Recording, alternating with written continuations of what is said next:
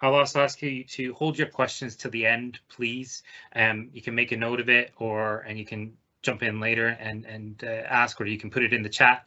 But we have quite a tight schedule today, so probably be easier if we handle the questions at the end. And like I said, if I could ask you to just, at least during the main part of the call, keep your mics off. I'm going to chat about the grant program today, and then I'm going to take you through the application process. So hopefully, I'm going to assume everyone here at least knows a little bit about Digital Xtra Fund and what it is that we're looking to support. If you're not quite sure, there are guidelines that you can download on our website, and I'll show you where they're located in a minute. But just some quick dates. So there's obviously a webinar today. We do have another webinar on the 3rd of March. So if any of your colleagues or you want to join again, you're welcome to do so. The deadline for inquiries or clarifications around this year's grant awards, and you can email those to info@digitalxtrafund.scot, is the 31st of March. And then the deadline for application submission is the 5th of April. We'll then be going through an application evaluation period from the 18th of April to the 13th of May. It's a little bit longer than normal, but that's because we have Easter holidays in there as well. We'll be looking to contact successful applicants the 30th of May, or the week from the 30th of May, and we'll be going through a due diligence process with them during June. This is all on our website, so if I was a bit too fast there, you can't quite keep up with the notes, please encourage you to, like I say, download the guidelines. So I'd like to introduce myself. My name is Kraig Brown. As I said, I manage Digital Xtra Fund. I have since 2017, when the fund became an independent charity. Before that, I worked at Edinburgh Science Festival as a fundraiser. So this process of filling out applications is something that I'm quite familiar with, but I appreciate that some people may not be as experienced. And so we want to try and help you as much as possible, which is why we're hosting these webinars this year. Joining me on the call today, as I mentioned, Maha Abhishek, who is our Community and Grants Officer. We also have Abby Sturrock, who is from Fujitsu. She is one of our industry partners, and she's also taken part in our application evaluation panel, which is made up of industry representatives and stakeholders from the education and skills sector. We also have Karen-Ruth Phillips from Southmuir Primary School in Angus, who is a grant recipient this year and has had some great successes with her code club, her all girls code club. So she's going to comment a little bit on her experience both as an applicant and as a grant recipient. And then very briefly, we'll also hear from Karen Shakeland from the University of Stirling, who's doing some work with SDS on how to engage audiences in tech, sort of a participant-centered approach to organizing your activity. So starting with the participant first and not necessarily the activity, or at least putting them hand in hand. I don't want to put too many words in her mouth, so I'll let her talk more about that later. Maha will also be sending out a feedback form afterwards, and we do ask if you could please complete that if you can. This is the first year we've done it, this webinar. We did do an informal one last year, but this is the first time we've sort of done an organized one. That was based on feedback that we've received in the past that people wanted this, and so the only way we can make this better is to learn what went well and perhaps how we could do it better.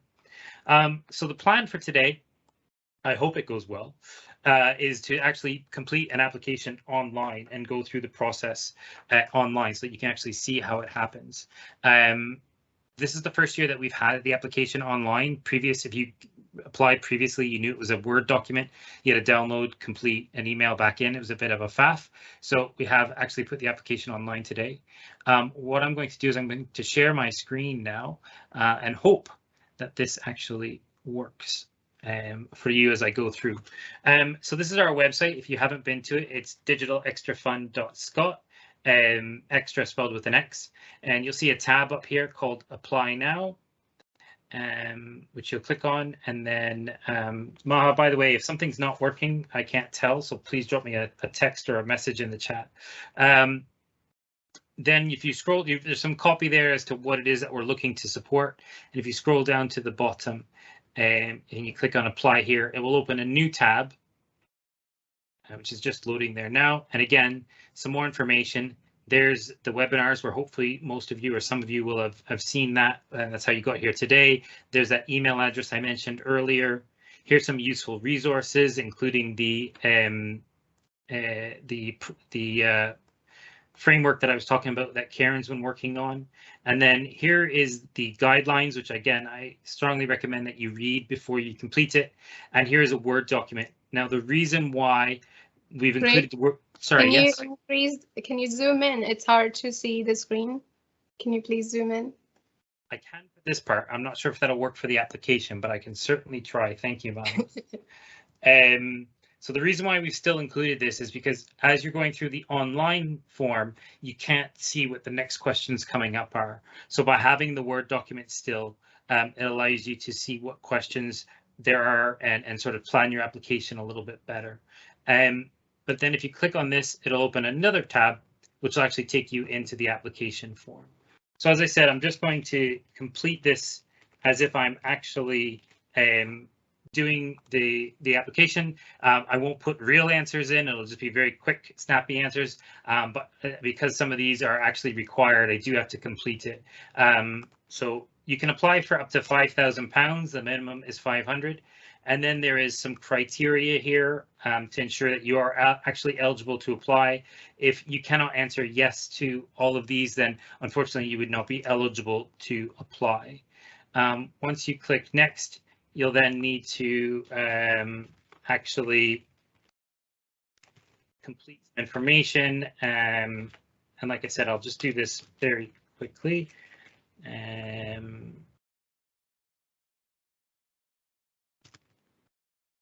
actually, I'll put the info one there just so you have it. And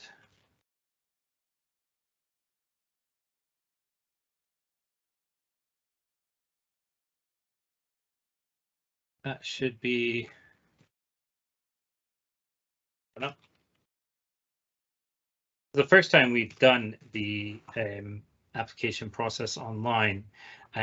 So we would absolutely appreciate any feedback to improve that. So, oh, there is a check. Good to know that that works. And then what was the other thing? Contact address. So I've missed something there. So,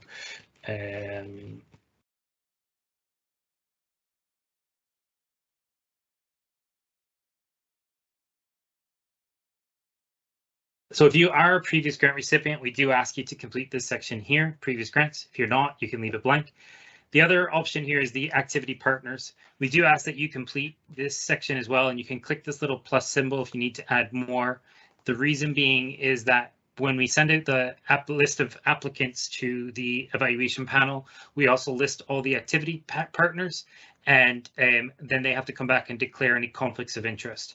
So, because obviously we don't want any grants to be potentially conflicting with anyone who may be able to benefit from it. So if you could please provide detail there of anyone that you will be actually delivering the activity with. That could be a third-party organization or a person or another school or local authority. So then once you click next, that's where you actually get into the main part of the application. I'm going to zoom out a wee bit here. Hopefully you can still see it.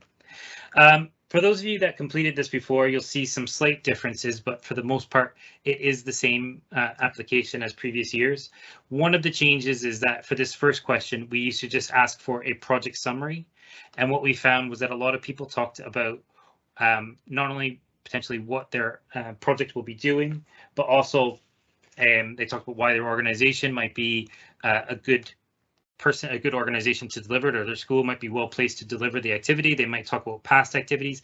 Sometimes, especially with the word limit, we would find that that would actually take up the majority of what the person was including here. And they didn't talk enough about the actual activity that the young people will be doing. And I'll get Abby to jump on here in a second and talk about her thoughts as someone who's reading the application as an evaluator. But this first question is very much setting the tone for the rest of the application. So it needs to be clear what the young people will be doing. So what we've done this year is this first question, 1A, is please be very specific about what the young people will be doing. What is your proposal? What will the equipment that you're purchasing or training that you're purchasing be used for? And then down here is basically any other information that you think is relevant to the delivery, whether that be why your school or organization is well placed or previous activities that you have provided that shows that you are capable of doing this, specific skills or training that may be available in your school that's unique, whatever. But that's why we split it out this year. This first part is very much setting the tone. Abby, are you there? Are you able to jump on there still? Turn off your mute. Yeah, I'm here. So you've read the application several times, or several applications, I should say. I think you've been on the panel for 3 years now. I've been on the panel since the very start. So before it was while it was still part of SDS. Okay, I didn't realize that. So yeah, the Digital Xtra Fund was actually an SDS initiative before it became an organized independent charity. I didn't realize that. So would you agree then with what I said there, that this first question really sets the tone for the application? Yeah, definitely. And having done it for several years, the number one reason that I see this one being scored lowly is because the person has just said that we're going to engage the young people in tech activities, and they try really hard to relate it back to the fund's objectives, whereas this is literally just asking, what is it that you're going to do? So it can be beautifully worded and really persuasive, but it's not answering what is being asked, and that's the most common reason I see it being scored lowly, because it just does not say what the actual activity is going to be, and that's really all that matters in that question. Yeah, absolutely.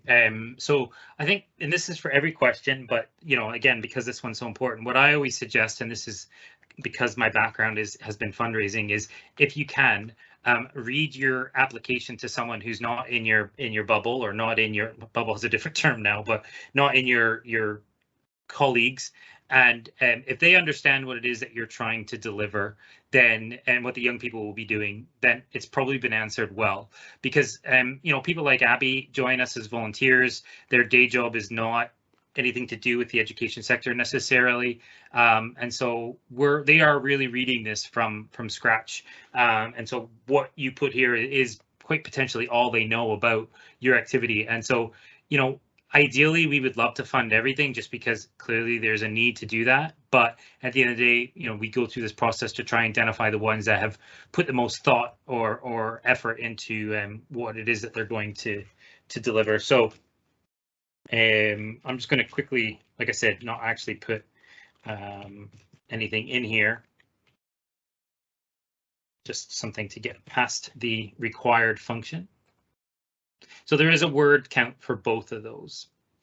So question 2 is project plan. Now, again, for those of you who have filled this out in the past, this was usually the last question, question 10. And based on my experience and on speaking with people like Abby who have taken part in the panel before, we realized that the project plan is almost an extension of a description of what you want to deliver. So this is giving a bit more detail in terms of your start date, your completion date. You can add as many milestones as you like. I think the limit is 100, which is probably more than you need. But what we have found is often some and I think Abby, I was speaking to you about this yesterday or a couple of days ago, and you said that this question can sometimes be hit or miss, and that you either have applications who get it and put a lot of good detail into it, and so we have simplified it. You used to have start date, milestone, and outcome. Now we just have sort of start date and deliverable that will be delivered.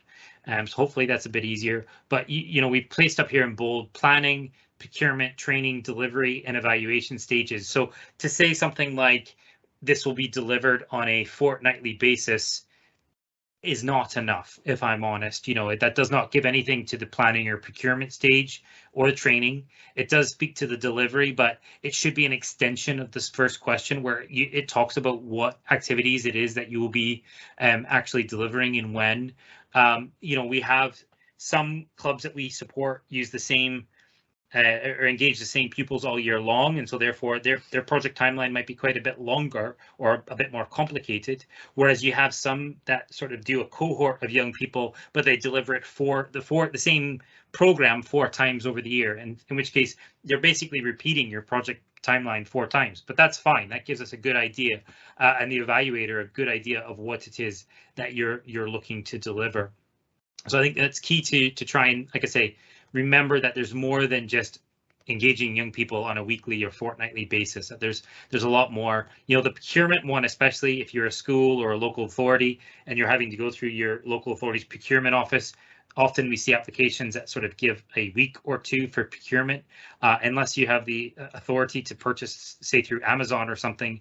Typically, if you're going through your local authorities procurement team, it is going to take more than a week or two. So, make sure that you incorporate that into your timeline. There's a couple of sort of follow-up questions. What is the main risk to achieving the proposed initiatives, and what steps will be taken to mitigate this? I know that is sort of sounds a bit silly because there's loads of risks out there, and at the end of the day, probably the biggest one right now is COVID. But this isn't so much a right or wrong answer, but again, just a question to show that you've thought about it. So just try and answer it as honestly as you can. Similarly, last year we had a question that was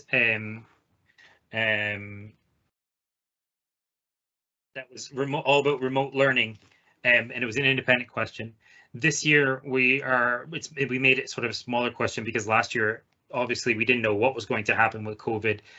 Now it appears that even though it's still around, schools are still moving forward. Whether you agree or not, they are still moving forward, and extracurricular activities are still happening. So, and I think also schools and organizations are they know now how to better engage young people remotely, and so we've sort of downgraded that, I guess, to a sub question. So I'll just put, like I said, please don't just put anything like I am, but here,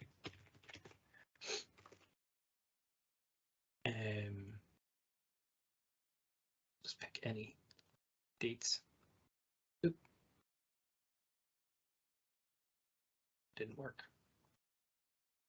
So those dates would actually technically be wrong. So we do ask, besides the planning part, that you wait until at least the 1st of July before you commit to delivering the project. And that's purely because we won't be able to get through the due diligence process until the end of June, meaning you won't get your first payment until beginning of July at the earliest. So obviously you don't want to commit to young people before anything is confirmed, and you don't want to commit to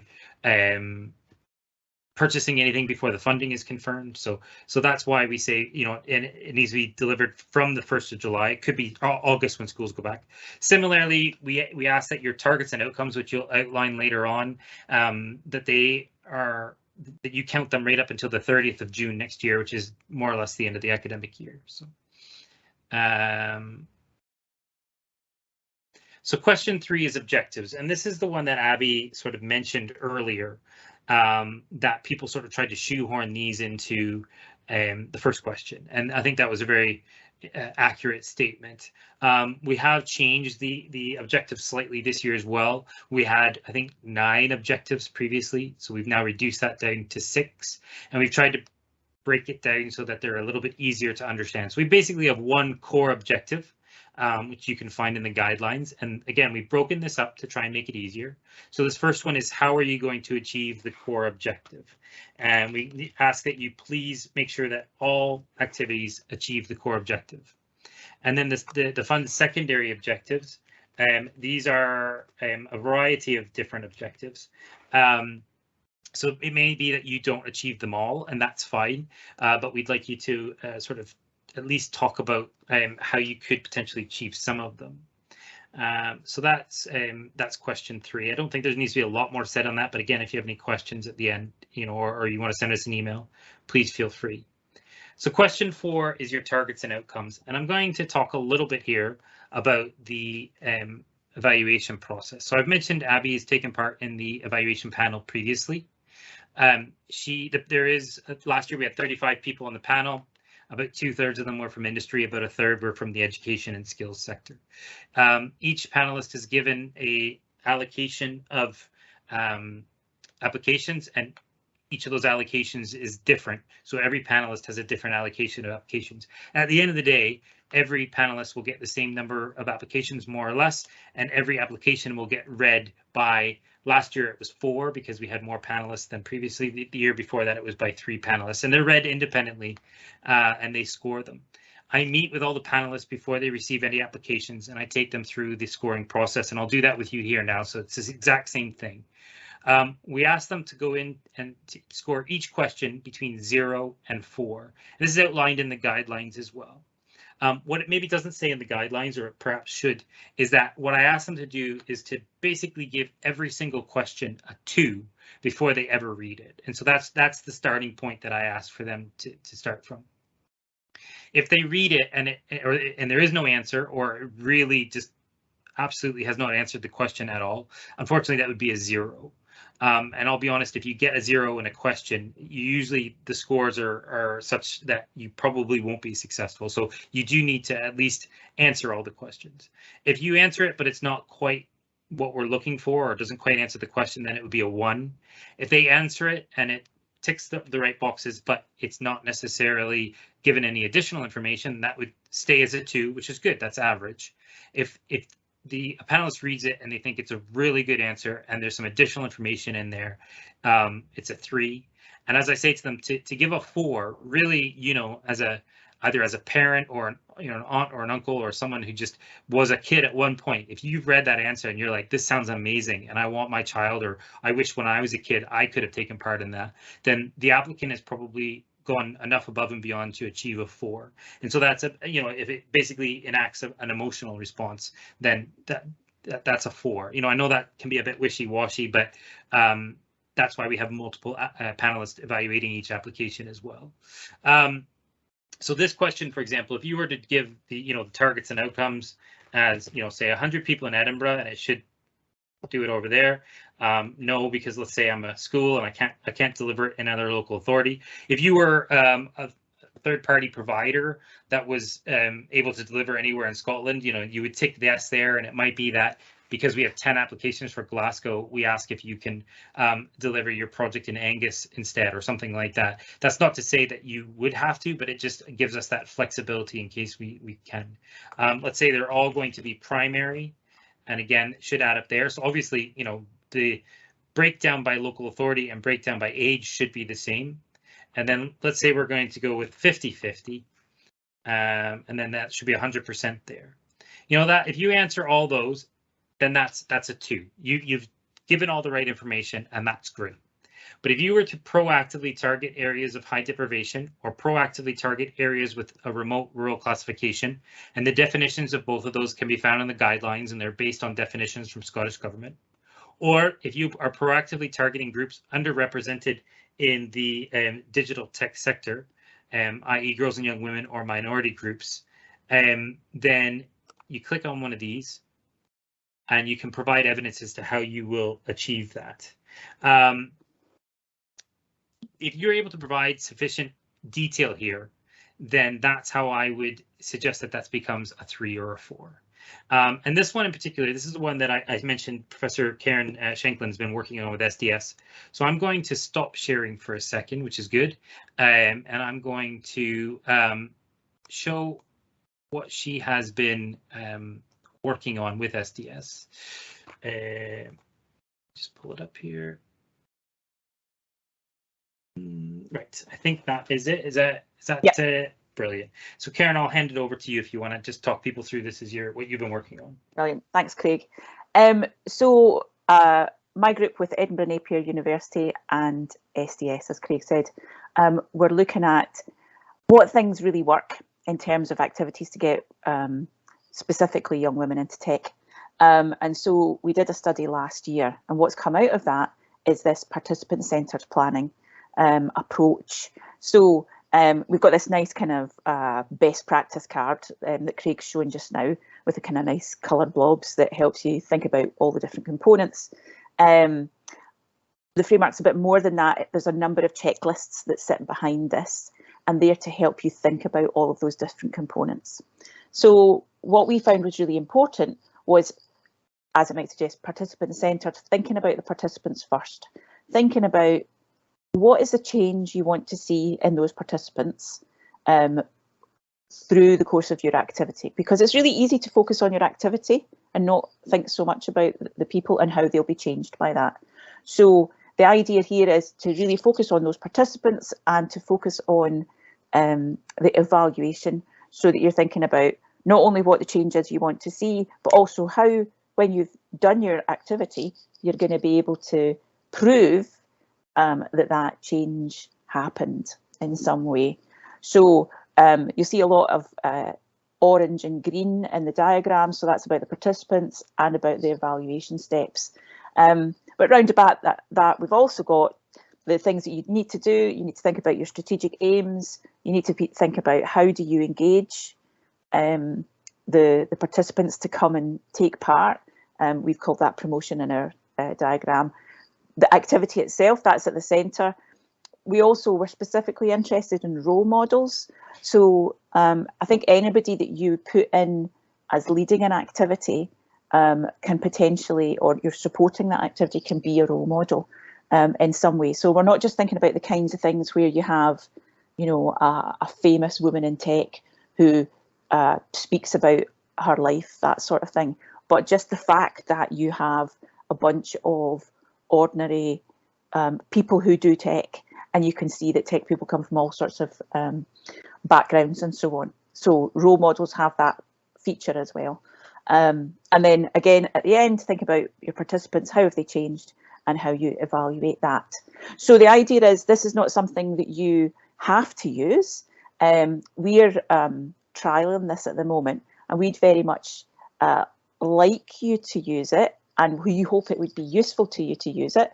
But it's not part of the overall application process. And as I said, behind each one of those blobs, there's a whole checklist that just kind of asks you questions to make you think about, what does this really mean?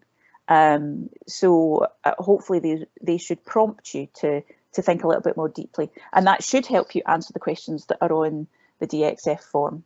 That's the plan.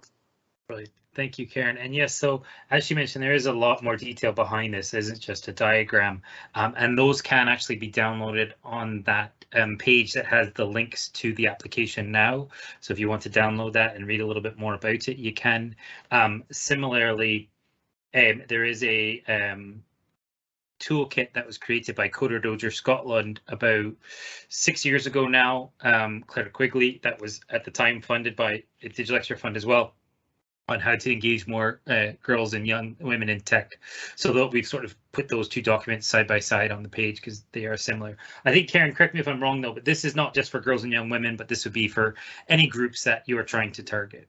Yes, we're being a bit cagey because we developed it specifically for, you know, our research was about gender in tech, and it was about what young women liked in order to get them into tech. But yeah, we kind of think that this will work for everybody. We just haven't proved that for ourselves yet. So actually, the more of you that you could use this and indeed do it with other groups and then feedback to us that it worked amazingly for you know, young South Asian boys, brilliant. You know, we'd love to see that. But we think because it's all about the participants, yeah, it should work for everybody. Right. Thank you, Karen. And I'm going to do a quick apology to Karen-Ruth. I realized I was meant to ask you to pop in on the project plan section because you had a really good project plan last year for your application. So what I'll do actually is, because I was going to ask you to talk a little bit about your engagement plan as well, how you engage young people. So maybe I'll get you to do both in a few minutes if that's okay. So apologies, I forgot to do the shout out at that time. But let me just stop sharing this then and go back to sharing the actual application. So hopefully you can see that all again. So this section has not changed really at all. It's the same as last year in that it's just who's delivering it. Please don't feel like you need to answer this in a paragraph form. Again, someone who reads a lot of these applications, sometimes a list form is more effective in communicating information like this. So even though it says 150 words maximum, don't think that that means it has to be in paragraph form. I think a list form for this would be easier for the panel to read.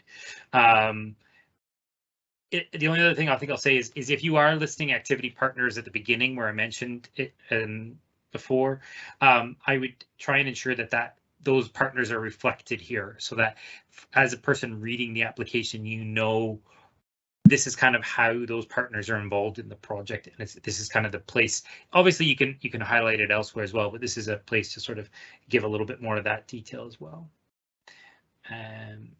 So question 6 is the engagement plan. So I'm going to say a moment, just a brief summary of what I think is important in this, and I'm going to hand it over to Karen-Ruth. So we used to call this promotional plan. And I mean, that was probably my fault, because I did think of it as sort of a how many tweets or how many posts or how many posters or how many announcements or whatever to get young people involved. But what I think we've realized is that the biggest barrier wasn't actually communicating your project, but it was overcoming the challenges to engage young people in STEM. And I've listed several of those there that are all projects that challenges that we've come across in previous projects. So Karen-Ruth, you've had great success in Southmuir Primary School, having an all-girls coding club, and then the boys actually got a bit jealous, and they wanted their own. Well, it was a co-ed club, but which you've started up as well, and you haven't had the same sort of people lacking interest or people leaving as some projects that we've maybe seen in the past. Can I ask, how did you get them initially engaged, and then how do you keep them interested? So I attended a really helpful course. It was like a webinar I did during lockdown from Claire Quigley of Coder Dojo. He sort of said, really, to catch the girls' imagination, you need to tap into other skills. So tap into their creative skills, tap into their imagination, show them what can be done using the coding as a platform, but you can do it in an artistic or a creative manner. We had the good fortune to have one robot from a grant a couple of years prior to applying for the Digital Xtra one. So I was able to get some of my digital leaders to have a go with the Dash and Dot robot you'll see in a little while. So I already knew that the girls absolutely loved the robots. They found them really cute, and obviously it's applying its basic block programming to actually use them. So I had some pupils to promote it to pupils, which is always a good starting point. So in the summer term, once we kind of knew it was going to run, I had some of my girls go around and sort of show them and talk about how much they liked it, why they liked it, what they liked doing with them, do a little demo. And then we just sort of said some of the ideas we thought we would do. So we've run a girls, we call it a girls STEM club, but it's primarily focusing on the tech and the coding.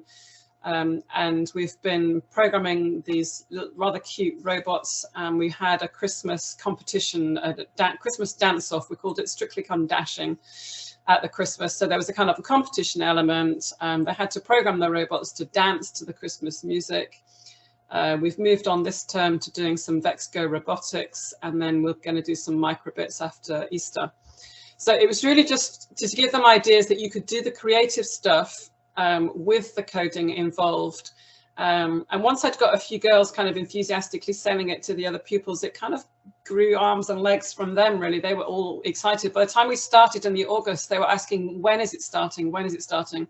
So I've got currently 31 girls aged primary 4 to 7 who meet for an hour and a quarter on a Wednesday after school. And one of the brothers of one of the girls pestered me for weeks saying, oh, but the boys want to do it too. So I have a Friday lunchtime club for the boys, so they don't get left out.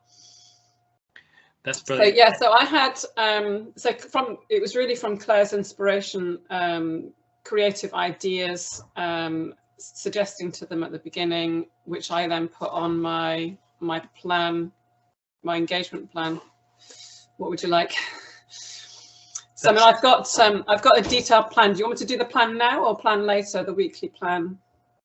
Well, I was going to ask you a quick question. I mean, how much do the young people get involved with what it is that you're delivering? I don't know if I asked you this beforehand, so apologies if I've thrown you for a bit of a loop there, but I feel like they're quite involved, or am I wrong on that? Oh, they're completely on board. I mean, I have children all the time in the corridors going, is STEM club on this week? Is STEM club on this week? So no, they absolutely love it.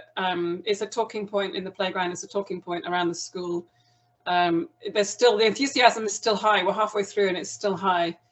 So it's very much engaged. I have a pupil come down from the high school who, a female pupil, so for the role modeling, who also helps. And then there's a couple of staff running it with me. So we've got the female role models. I've had various video talks from careers, STEM sort of female role models in different coding careers. They absolutely loved, thanks to Maha and Digital Xtra, we managed to get a contact with 4J Studios and their coding. They sent us one of their programmers who do Minecraft, which of course was right up their street because lots of them are keen Minecraft players. So they absolutely adored a talk from Laura Molnar of 4J Studios, and kind of seeing how it actually can be put into practice into a real life scenario. So we've got lots of little careers insights, quite short talks, but sort of spread throughout the program, and then the actual practical activities. So at the moment we're doing the VEX Go robotics, which they're loving. Yeah, and I'll come back to the industry involvement in a bit, because that's a question on its own. But a couple of things you said there that I wanted to highlight. One, you've got an older student who comes and helps out. You know, that is an approach that we see on a lot of applications increasingly.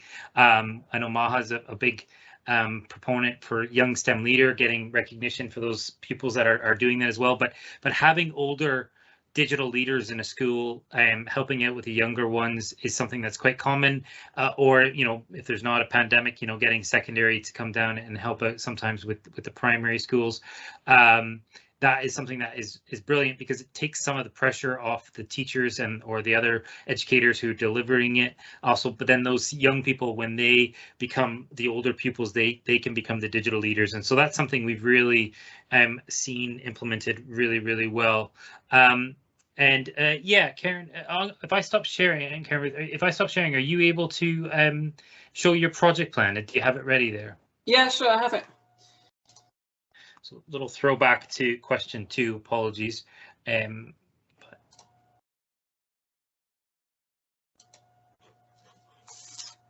think you should be able to share there now, if you can. Try now.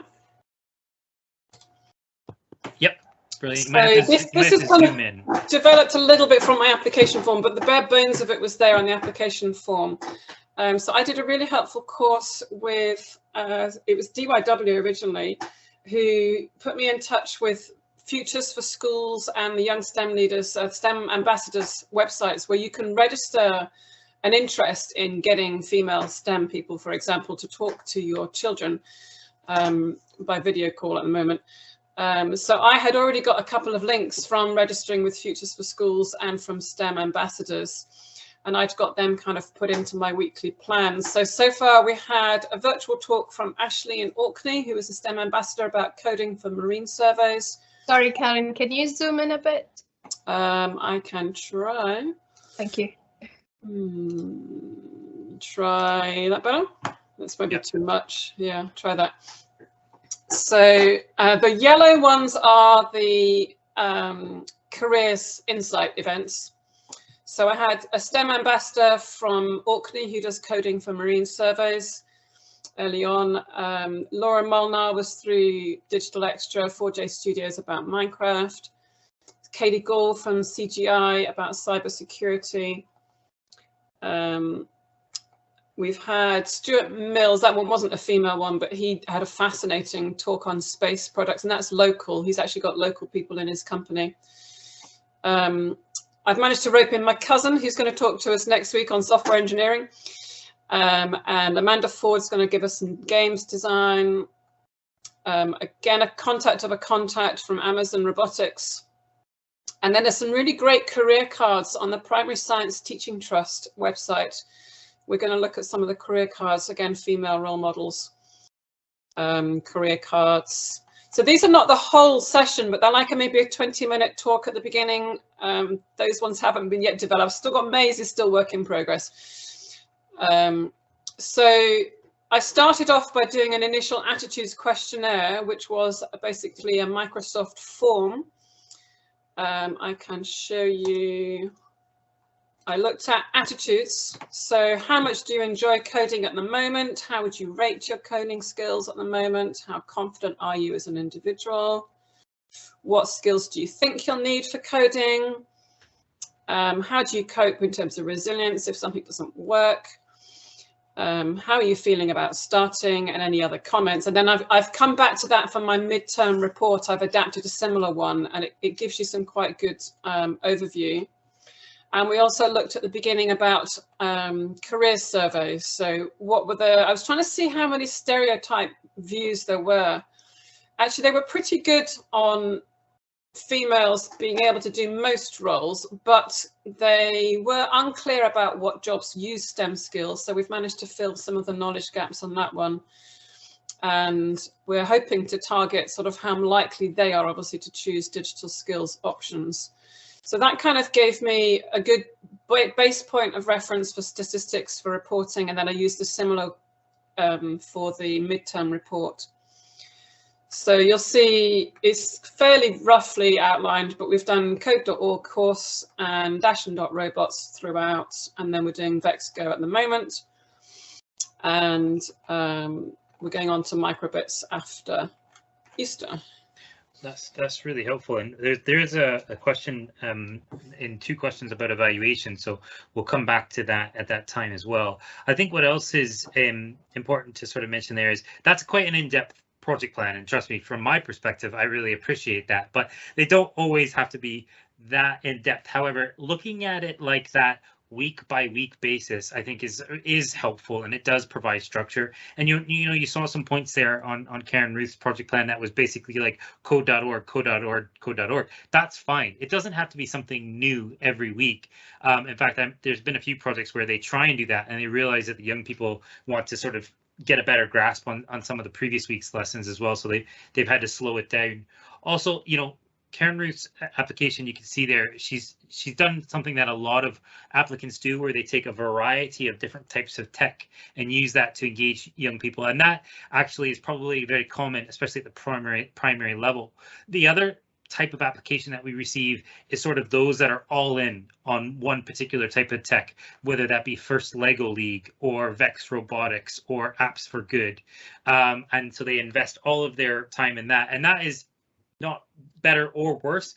I think at the secondary level, that also works especially well. I think you just need to make sure that you do take the time to go through that project plan, because you need to make sure that you have enough content if you're going to focus on one thing. Now, something like First Lego League is quite structured. That's not a bad thing. Yeah, so the project plan is useful for you as well, to sort of make sure that you have enough content and you've thought about what you're going to do. We are also quite flexible. When I say we, Maha and I would say 75% of the projects that we're supporting this year have had changes at some point. 100% of them had changes last year due to COVID. So, we're not, not most grant providers are I think quite flexible, but I think we are probably as flexible or more than most. So if something goes wrong, please especially reach out to Maha and we can help. I'm slightly aware of time here, so I'm gonna move forward with the application process again. So we just talked about engagement plan. The next question is contextualizing skills, and this is arguably one of my favorite questions, so it's a shame that I have to hurry through it a wee bit. But we've kept it as 2 parts for the past couple of years, so it's not changed that much. The only thing we sort of added in is meta skills as well as digital skills in terms of contextualizing, and that's because of feedback that we've received that young people get as much out of the extracurricular activities around meta skills. And if you're not familiar, meta skills probably were better known as soft skills, so communication, leadership, teamwork, resilience, creativity, that they're learning those skills as much as digital technical skills. And arguably, Abby, I talked about this again the other day, for industry, those skills are arguably more important, because it's easier to, and this is what Abby was saying, so apologies, Abby, if I'm sort of speaking for you, but it's easier to teach the tech to someone necessarily, more than necessarily to teach those other skills I mentioned. So I know, hopefully I didn't say everything you were going to say there, Abby, but I know you had a couple of thoughts on when you've read this one before. Did you want to, as our unofficial industry representatives, did you want to jump in and give your thoughts on that, as well as the engaging industry question as well, which is the next part? Yeah, sure. Yeah, I mean, you covered it pretty well there, around the fact that, generally speaking, when it comes to the way that we hire in Fujitsu, you are looking at the overall attitude of the person and the soft skills that they have and the way that they can be flexible and their, I guess, thirst for learning a lot of the time, as much as you are their actual tech skills that they happen to have. So I wouldn't. I think I really liked the presentation before about explaining how they engaged the girls and around the creativity and everything, because all of that is so important. And I think a lot of the time makes the person a much better employee as they get older as well. That having that little bit of creativity in the way that you're going to manage something or handle something is hugely important. So I definitely think that those meta skills, don't ignore them in your application, basically. On the engaging industry, again, I was really pleased to hear that on that the girls STEM club, they had been doing a lot of things over video call, and that is one of the things at the moment we are really struggling with. You still need specific approvals to be able to travel and physically do things, because of the pandemic. We still haven't repopulated the majority of our offices, but we still want to be engaged and get involved where we can. One of the other challenges that we have across Scotland is that our office is Edinburgh, which is great when the schools or the activities you're doing are Edinburgh based, if we happen to have colleagues there who can support it. But there is a wealth of knowledge across the whole of the UK. I'm up in the Highlands. There's a lot of other people around me in this area, Aberdeenshire way, and of course down in England as well. So anything that can be done virtually. I think there was obviously that question earlier on about how would you do the whole project remote, and I would really encourage considering that industry contribution and engagement from a remote angle, because I think that a lot of the time it might open up who you can get to engage as well. So while it's really nice to physically be in a classroom or physically with a group, it is still possible to do it and still valuable to do it over video link.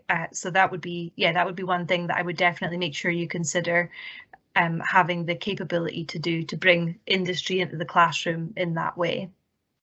No, thank you. That's really good. And I mean, we've seen just from Karen-Ruth there that, you know, they've had a wide variety of engagements, and I think they've sort of been about 50-50 on in person or not. Correct me if I'm wrong, Karen-Ruth, but yeah, so it's definitely doable to do it remotely, and it's effective, I think, especially for the one-off talks.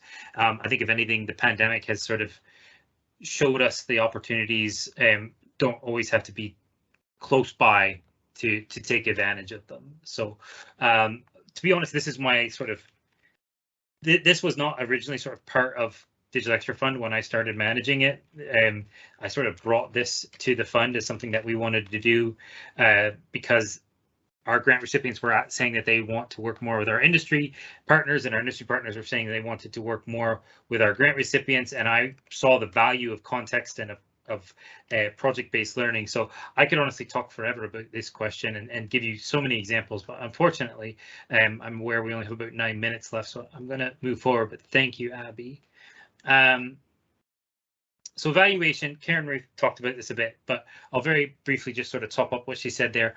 The grant is paid out in 3 payments. You get 60% upfront, which is usually in July or August, depending on when we can get the paperwork signed off.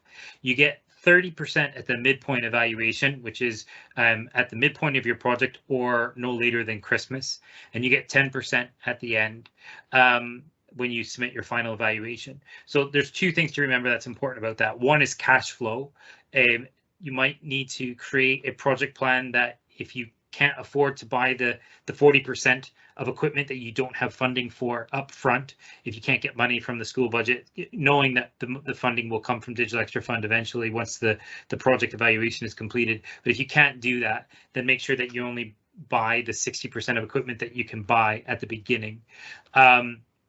And also, we will send you in August the midpoint evaluation and the final evaluation.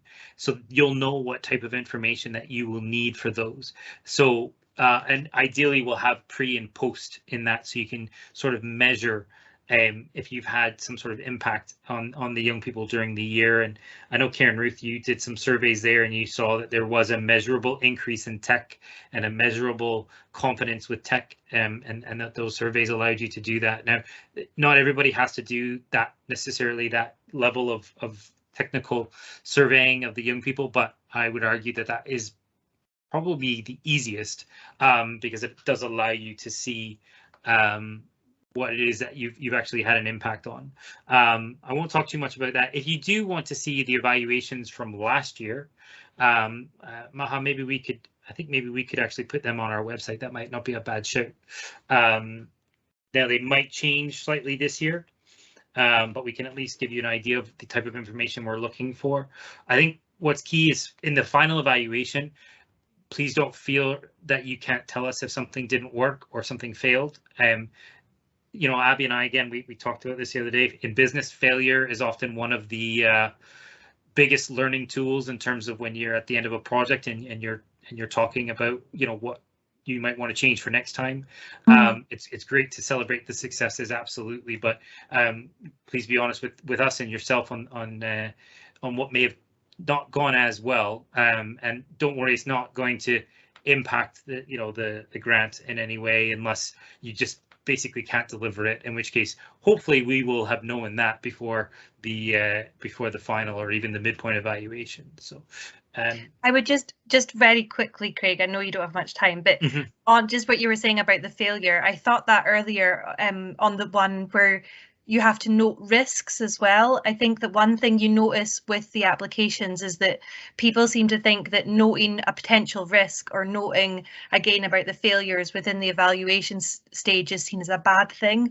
I've definitely found from marking these over the years that I'm more likely to score high if you're really realistic about the risks to your delivery, because it shows that you have really thought it through and you understand what could potentially go wrong and that certain things might not work. And I think that that's probably looked upon more favourably than saying, oh, there are no risks, this will just go perfectly well, because that's, I mean, in an ideal world, but it's not often the reality. Yeah, no, I think that's a really good point. And again, going back to that 0 to 4 scoring methodology, you know, showing that you're taking those types of questions serious and putting serious thought into them. That's how you, as an evaluator, go, okay, this is why this should be a 3 or 4 instead of the average 2, if you will. So I'll just skip to the next question, which is question 9. Now there's 10 questions altogether. This one should be pretty straightforward. Sustainability. Obviously, as I said, we measure the project engagement from the 1st of July this year to the 30th of June next year. However, the ultimate goal is that these projects would continue to be delivered, either because the kit has already been purchased or the training is done. There's always, not always, I should say, but there's often costs to keep things going, and so you need to take those into consideration when answering this question. But you know, at £5,000, hopefully the types of projects that we've supported in the past, hopefully most of them you don't need another £5,000 next year. Now not all of that are you know like that, but a lot of them, like Karen-Ruth's example, you know, they've got the robots, they've got the microbits, they've got the training. Now it's a matter of just sustaining it, and maybe getting some additional equipment or replacing broken equipment, but hopefully that's not a huge expense. So this is where you can sort of talk about how this would be delivered. Now, you know, apologies, Karen-Ruth, for saying this, but whenever we receive an application that is usually being delivered by a single teacher, it is slightly a concern, because there is the risk that that person, or a single educator, I shouldn't just say teacher, because we do engage with organizations as well as schools, there is the risk that that person could move on, or, you know, in this day and age, be off for a month with COVID or whatever. So if this is being delivered by a single person, this might be a good point to talk about how other staff will get involved, or how the idea is to get other schools in the cluster. A cluster approach is one of my favorite approaches, where schools in a group work together, and maybe hopefully get the secondary school involved as well, because then if something does happen where a particular person can no longer deliver the activity, there are hopefully others there that can pick up the slack or help train someone new to deliver it. So the idea here is just to answer, how will this be delivered beyond that 30th of June deadline? And then the last question is the budget. And again, this is one of those ones that's probably been hit or miss. I think for people maybe who haven't had to create a budget for a project before, this can be a bit daunting. Hopefully by having you here today, this becomes a bit easier. Again, you have this handy little plus symbol, so please add as many items as you might need. You can add training. You can add supply teacher so that your core staff can go on training. You can add transportation, whether that be for a STEM ambassador to come to you or for your children to go, say, on a field trip as part of the project. I think what's key is to remember that all of these items, expenses, you need to have already referred to them back in the application. I know Abby can relate to this, you know, when you're reading an application and suddenly you get to the budget and there's things here that have not been mentioned at all before and you're just like, what is this all about? So please make sure that anything you list here, and then this should be the costs here. And then, so the total of that is obviously 400 because we have 400 there. I've requested £5,000, so obviously I've asked for £4,600 too much, so that immediately is a red flag for me. So I forgot to put zeros on there, and I forgot to put the other robots I'm going to buy, and suddenly, interestingly, that didn't work. We might have to look at that after. Maybe you have to delete everything. You didn't do the total. You didn't change the figures in the total. Oh, see, it wasn't me. It wasn't me. Yeah, we did try, and well, it was me because I can't add, but we did try to make this automatically calculate this, but just because you have to add a plus symbol, it unfortunately, in the back end, wouldn't let us do it. So there's zero. So the funding difference is zero. I have £5,000 in expenses. I have £5,000 that I've asked for, which that's fed automatically from the first page. And so there's a difference of zero. Now, let's say that your project costs £10,000. So let's say all of these were £2,000 and the project cost £10,000. You can only apply for up to £5,000. That's fine, you can still apply, but that means that you're going to have a funding difference of minus 5,000. So here you need to indicate how you're going to cover that funding difference. So that'll either be through additional income or in-kind support, and you can put the details of that here. And again, there's little plus symbols if you need to add more.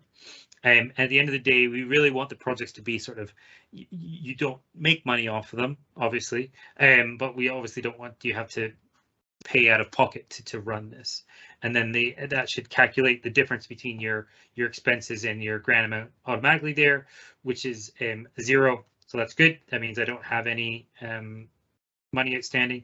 Now we do have a partnership with the Microbit Educational Foundation. So if you are making use of microbits, we do ask you to highlight that here so that we can send that on to them. Similarly, if you want to use microbits, we do ask you to put them under their own heading in the list of expenses so that we know what it is that you'll be using. And in the years past, we have managed to secure some additional support from them, from Microbit Educational Foundation. So then, Sorry, Craig, before you move on, just to quickly tell about the save and continue button. So at any point of the application, you can save the application.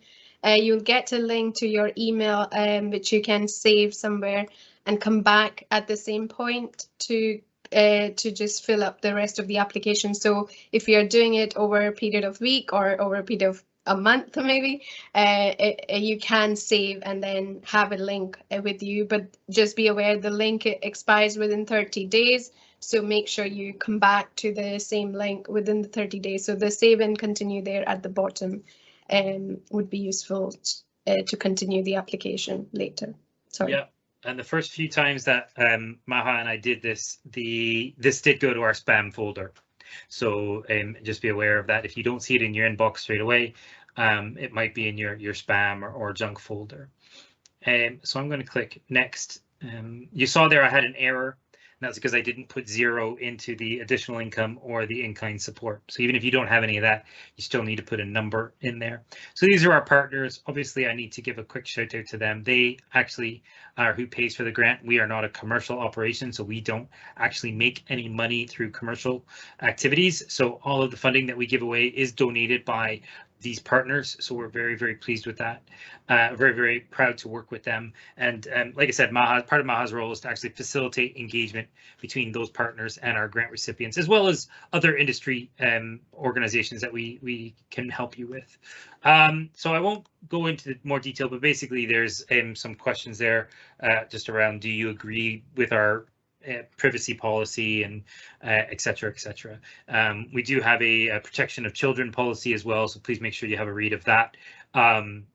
So that's it. I realize it's now 5:03, which is 3 minutes past when I was hoping to be done. So I will stay on here now for a few minutes if you would like to ask some questions.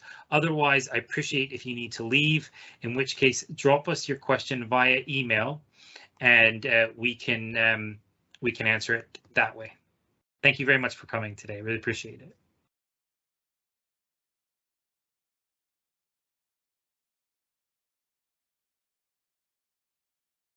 I don't think we have any questions by the looks of it, Maha. So either people need to go or I've said it all.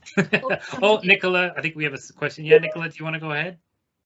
Yeah, I was just interested in knowing how much engagement or co-design the young people typically did with the school or the partner or I'm on the parent council of my children's school and offered to help with this, but I just wanted to know how much engagement or design was in there with the project, so it's a success. No, that's a really good point. There's no magic formula, unfortunately, is the answer. I will say the more the better. Because obviously that goes a lot back to the engagement. The more the young people are invested from the beginning in terms of what is being included, the more that they will continue to take part. So that's partly why the grant application period starts in February, even though the grants don't actually start to get delivered until July, is to give potential applicants the time to hopefully gather that information. There's also case studies, and all of the projects that we've supported in the past have a brief description on our website. So, you know, you could, as a potential applicant, you could look through those, suggest some ideas to some of the young people, see what they're interested in. Like I said, there's sort of two main approaches. One is the all-in, let's do first Lego League, or let's do tech for good, or let's do games design. Or there's the one that says, actually, we're going to do a bunch of little different things. And I wouldn't suggest either is right or wrong, but I think it would be good to maybe get some feedback from the young people before you decide that. Similarly, if you are going to be targeting one of those key audiences that we highlighted earlier, I think it's even more important to get them involved from the outset, because the reason those are key audiences is because traditionally they're more difficult to engage. Okay, that's really helpful. Thank you very much. My pleasure. If there's no other questions, I think we'll wrap it up. Yep.